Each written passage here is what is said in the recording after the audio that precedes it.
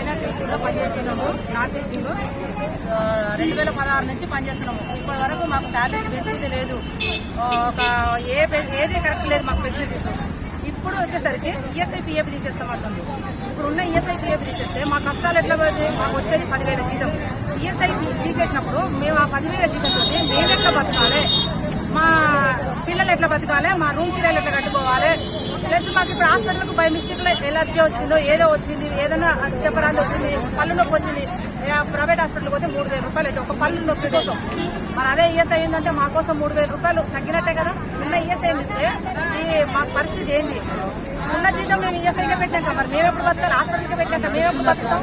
మా తిండి ఖర్చు ఏంది? మా భవిష్యత్తు ఏంది? అసలు మమ్మల్ని పట్టించుకునే వాళ్ళే లేరు, అసలు మా గురించి ఆలోచించిన వాళ్ళే లేరు. సమ్మర్ వచ్చేసరికి 2 నెలల జీతం కట్టు, మరి ఆ 2 నెలలు మాకు ఎవరు కట్టాలి కిరాయి? భార్యకు 10,000, భర్తకు 10,000, 20,000తో పిల్లల్ని బతకాలి, మేము బతకాలి. ఈ హాస్పిటల్లో మీరు ఎన్ని ఏళ్ళ నుంచి చేస్తున్నారమ్మా? మేము ఇప్పుడు 8 సంవత్సరాలు కంప్లీట్ అయ్యి 9 స్టార్ట్ అయినాయి.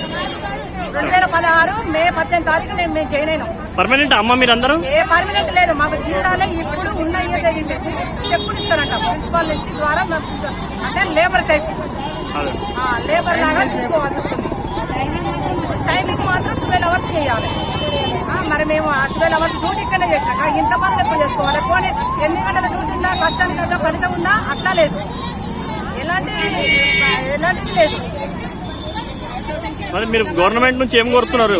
మేము కోరుకునేది మాకు శాలరీ 30% అప్పుడు కేసీఆర్ గారు ఉన్నప్పుడు పెంచుతా అన్నారు. మరి ఇప్పటి వరకు మాకు 30% పెంచలేదు.